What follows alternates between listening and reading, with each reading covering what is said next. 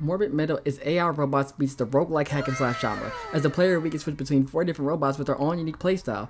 At the top of me writing this, the demo lets you play with Flux, a fast striking female that uses the katana, and I claim to be black and won't say too far to notice, you know what I mean, with my black women. The second one is Echo. He's a slow striking male that uses a long staff with a blade at the end. I don't know the name of the weapon actually, but it gives me like Donatello vibes, you know what I mean, yeah.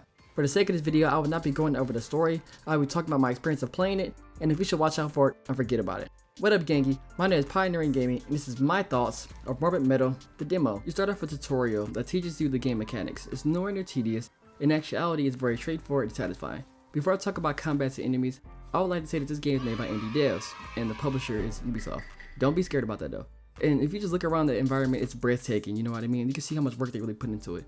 Plus, you touch enough grass, and you are mainly outside, so no need for those grass breaks and grass touches like your mama be telling you to do, man. Oh, amazing, isn't it? Now, if you believe in what I said, listen closely.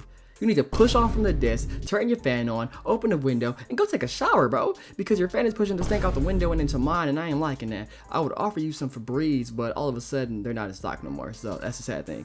Now that you're refreshed and ordered some Febreze, let's get into the refreshing combat and enemies. Flex and Echo have basic attacks, a 4-set combo that repeats. What makes them stand out is their skills and ultimate. Starting with Flex, she has her first skill letting her blink towards targets that you can lock onto, which can be very good to use against flying enemies or ones that are too far away. The second skill she uses, Blade Slices, as a range attack. Her ultimate is a quick flurry of slashes that decimate. In my eyes, she is for sure the quick attack character that can close gaps and do damage from afar. Don't get it twisted though. I wouldn't use her mainly just for that, but this is what she excels in for me, you know what I mean, man? So, next up is Echo. His first skill lets him hit enemies into the air, allowing for a slam down if you follow up an attack. The second skill is 2 wide attacks that hit multiple enemies in its range. His ultimate makes the game go in a slow motion, and he charges up his weapon, allowing for a huge amount of damage. He is slower at attacking than Flux, so most definitely AoE character, I would say. In my eyes, I prefer to use Flux Blink to get closer than Echo to launch them into the air.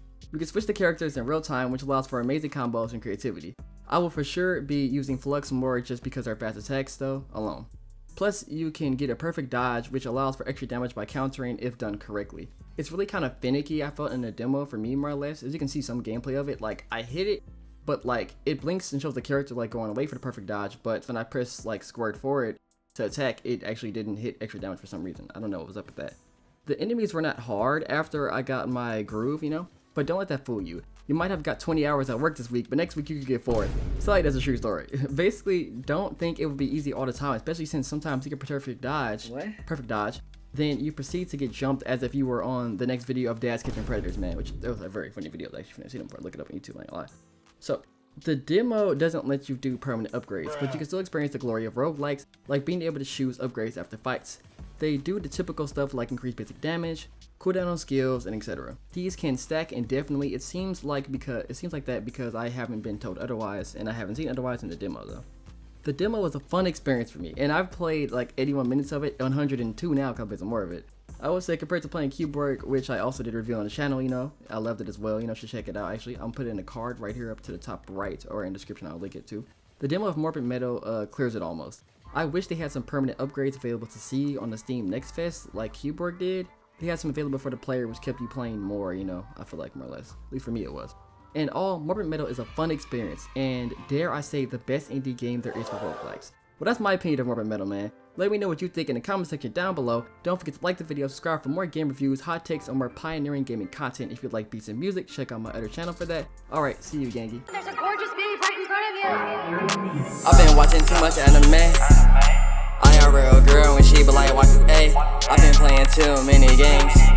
These girls starting to look like reality.